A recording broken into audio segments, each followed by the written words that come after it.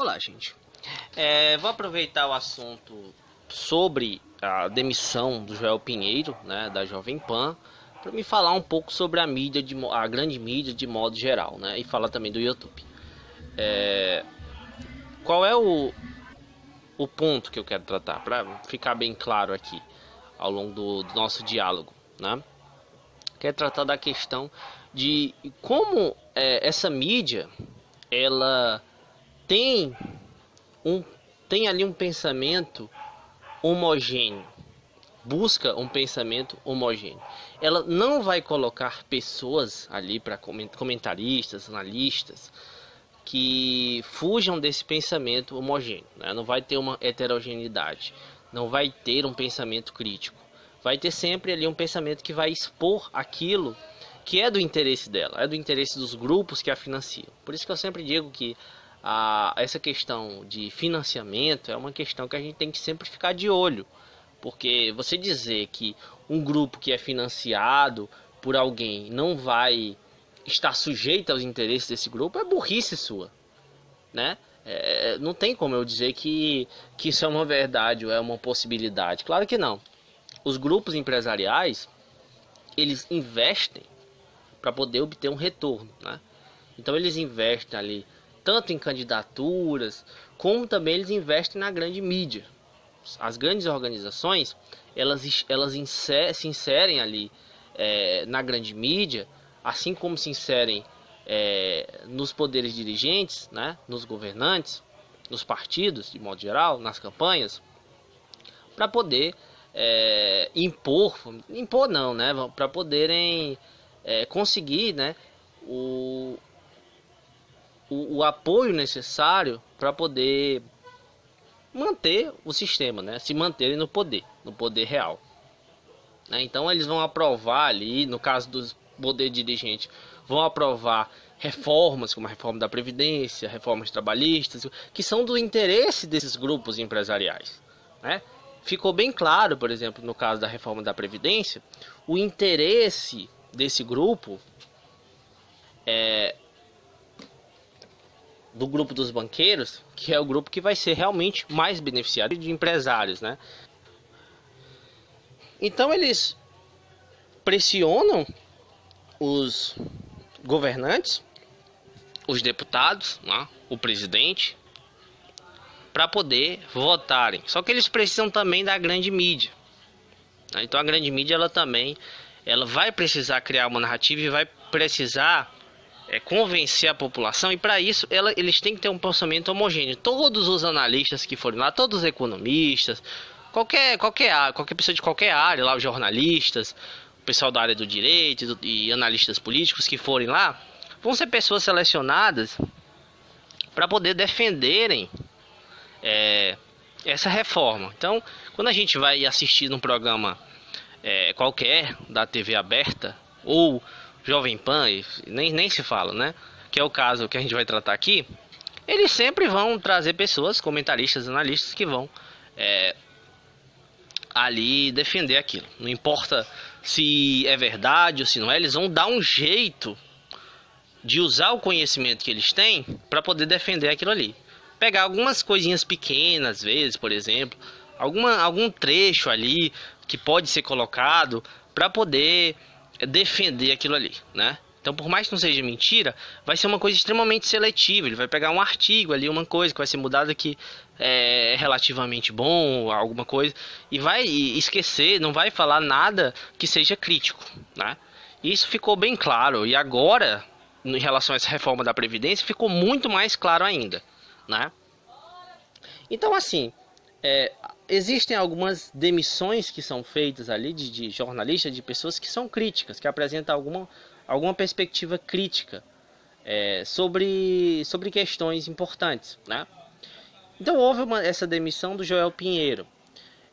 Eu posso falar um pouco dele porque eu já assisti alguns comentários dele, já vi também vídeos dele, ele tem um canal, e até comentei com um colega que, apesar de eu disse até para ele assim, bom, cara, esse cara é um cara que aparentemente tem um pensamento de centro-direita, de direita, mas é um cara que tem seriedade no que ele fala, né? É um tipo de pessoa que dá para você partir ali, para você. É muito diferente de um Caio Coppola da vida, nem se fala, né? O Caio Coppola é um sofista, é um cara que cria uma narrativa falsa, né? Cheio de brechas, cheio de mentiras. Então, assim, o Joel não, o Joel já é um cara mais sério, né? Tanto é que ele faz críticas ali mais duras, mais pesadas. E é um cara inteligente, é um cara que aparentemente ele diz aquilo que pensa, ele não vai ali que falar algo para agradar aquele grupo. Então pessoas assim, elas geralmente elas não ficam, né? Elas são demitidas, né? E ou dá um jeito de calar essa pessoa, ou dá um jeito de demiti-la, né? No caso da Jovem Pan, que é uma mídia extremamente bolsonarista, não deixa bem claro isso. Se tem uma que é totalmente bolsonarista, é a Jovem Pan, né? Na verdade, a mídia toda, de modo geral, ela é de direita, né? Ela defende aí reforma trabalhista, defende reforma da Previdência e tudo mais. Então, ela, de modo geral, ela tem essa homogeneidade. Porém, no caso da Jovem Pan, há uma particularidade que ela é realmente completamente bolsonarista, né? Ela dá uma ênfase a uma exaltação ao Bolsonaro. Então, coisas ali, às vezes, absurdas que o Bolsonaro faz, ou o grupo os filhos do Bolsonaro, alguém, eles dão um jeito de defender, né? Um ou outro fazem algumas críticas. Só que a gente tem que pontuar uma coisa que é muito importante. Tem críticas que são feitas ao Bolsonaro que a mídia, de modo geral, faz, e para ela não é um problema, porque é como eu digo, o grande interesse do capital é financeiro, é econômico. Então, questões voltadas para a economia, eles vão ter um pensamento homogêneo. Eles não podem fazer críticas que são políticas econômicas, questões financeiras, que são do interesse do grande capital. Essa tem que ser um pensamento homogêneo. Para eles colocarem como se houvesse ali uma coisa mais democrática, digamos assim, então eles criam ali algumas divergências em relação a algumas questões menores. Por isso que eu digo que às vezes nem é interessante que a gente fique tratando sobre questões menores, algumas bobagens que o Bolsonaro fala, né? Por exemplo, vamos dar um exemplo, Golden Shower, nem sei falar a palavra. Entre tantas outras coisas, né? Aquela ministra Damares e por aí vai, né? Então, assim, a gente às vezes fica preso a coisas que não são do interesse da gente. Eu sempre digo, vamos focar nas questões trabalhistas, nas questões econômicas, nas pautas voltadas para as questões sociais, que é o que realmente é o maior problema no Brasil, né? A gente está num nível de desemprego altíssimo, a nossa economia não anda, a miséria no Brasil, o Brasil voltou ao mapa da fome, a miséria cresce exponencialmente, né? E então, assim, a gente ficar tratando sobre questões pequenas, a gente está ignorando todos esses problemas aí seríssimos que a gente tem, né? E então, assim, os militares aí estão no poder, a gente tem intervenções ali no Rio que já estão havendo mortes decorrentes disso. A gente sempre avisou desde o começo, a gente falou isso, falou que essa intervenção era ruim, mas muitas pessoas ignoram, né? Muitas pessoas apoiaram, aprovaram, né? A própria população do Rio de Janeiro, em sua grande maioria, né, que é composta por uma enorme quantidade de pessoas pobres, né, até que vivem na miséria, votaram no Bolsonaro, né? Para você ver o grau de consciência que é pequeno nessas pessoas, infelizmente, pelo domínio que a mídia tem, né? Essas pessoas, algumas delas votaram no Bolsonaro acreditando que o Bolsonaro faria um bom governo, criaria empregos, ele melhoraria a condição social delas. Sim, infelizmente elas acreditavam nisso. Elas acreditavam que os militares iriam trazer paz para eles. Não é o que está acontecendo. Então, assim, a gente tem uma situação em que a população, de modo geral, é completamente, não todas, né, mas assim, uma grande parte da massa é manipulada por essa mídia, né? e não tem acesso porque as pessoas não têm acesso à informação crítica sobre as coisas. Elas precisavam ter um acesso pleno à informação. Como o acesso delas principal é a mídia tradicional ainda, os mais pobres principalmente, quanto mais as classes mais pobres mesmo, elas se informam mais pela mídia tradicional. Classe média e tal, outro talvez veja mais, um pouco mais a internet. Mas existem grandes localidades onde a televisão ainda é o principal veículo de comunicação, né? E outro ponto que eu coloco aqui, que é interessante, que é importante, é a respeito do YouTube mesmo, né? Por isso eu fiz uma crítica contundente ao YouTube por priorizar a informação da mídia tradicional. Olha, a mídia tradicional, ela tá nas televisões de todos os brasileiros. Qualquer pessoa pode ter acesso a ela a hora que quiser quando ela liga a televisão. Quando elas recorrem ao YouTube, elas buscam uma outra informação. Elas buscam ali pessoas que apresentem outros pontos de vista, apresentem outra argumentação, apresentem outros dados, né? É evidente que existem muitos canais do YouTube que são canais que levam desinformação, fake news e por aí vai, né? Porém é engraçado porque o YouTube ele nunca fez nada contra essas pessoas. Canais como o Nando Moura, como Mamãe Falei, né, que são conhecidos por mentiras, foram canais que cresceram exponencialmente no YouTube. Foram canais que nunca tiveram seus vídeos bloqueados, pelo menos até pouco tempo atrás não tiveram, né? Começaram até bem depois da eleição, né, para você ver, ou seja, já quando não tinha muita importância que houvesse isso, né? Então o YouTube favoreceu esses canais, ou pelo menos foi negligente em relação às mentiras que eles pregaram e coisa e tal, porque foram imensas mentiras. Então agora ele dizer que vai combater fake news e que vai colocar ali a mídia tradicional porque os canais do YouTube falam muita mentira, quer dizer, quais canais falam mentiras, né? Todos os canais falam mentiras? É óbvio que não.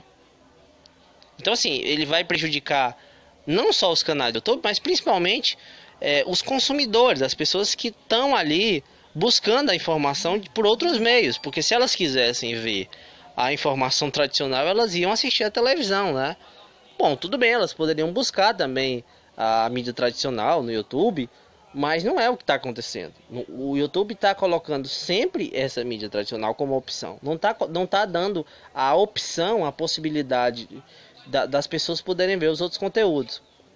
É claro que o conteúdo vai estar ali, mas quando você pesquisa, como eu já falei no outro vídeo, os 15, os 20, os 30 primeiros vídeos, dependendo do tema, são só da mídia tradicional, né? E de alguns outros canais aí selecionados, TV 247, Jovem Pan e tal, que também eu colocaria como tradicional, porque a gente sabe que são grandes grupos, né? Tem financiamentos aí por trás deles e tudo mais. Não são grupos independentes, não são canais independentes como este canal, como tantos outros aí. Então a gente começa a observar o nível que está a mídia tradicional. Mesmo alguém de centro-direita, só porque apresenta ali algumas críticas um pouco mais contundentes, que não está atrelado ali a defesa exacerbada, a defesa total do Bolsonaro, e faz críticas a ele, que são críticas perigosas contra esses grupos que o financiam, né? São críticas que fazem as pessoas repensarem de maneira crítica sobre o governo dele e sobre as pautas que ele defende. Aí a mídia simplesmente o demite, né? Muito provavelmente, sinceramente, na minha humilde opinião, pelo menos dos comentaristas que eu vi na Jovem Pan, provavelmente ele era o melhor. Eu não vi nenhum que fosse nem sequer perto do que ele é, né? Alguns outros comentaristas não tratam de questões econômicas e tal. Então, como eu disse, as outras pautas elas têm uma menor importância nesse sentido. O que me interessa principalmente são as pautas trabalhistas, pautas de desenvolvimento nacional, pautas econômicas, pautas sociais. Essas pautas que realmente são do interesse ali. do meu interesse, acho que do interesse do momento que a gente vive, do momento onde a desigualdade, onde a miséria aumentam bastante, o desemprego aumenta bastante. Então, e a economia vai bem mal, vai muito mal, né? Então, assim, a gente tem que pensar isso daí de uma maneira crítica, né? Tem que analisar isso daí. Não pode deixar passar. Não é porque simplesmente eles são donos da emissora, eles podem demitir, pode quem quiser. Mas a gente tem que ter o direito, ao acesso a uma mídia democrática, a uma mídia que apresente ali um senso crítico, que apresente opiniões divergentes. A gente tem que cobrar isso da mídia tradicional. O problema é isso, a gente não cobra. A gente fica sempre aceitando tudo como se fosse normal, né?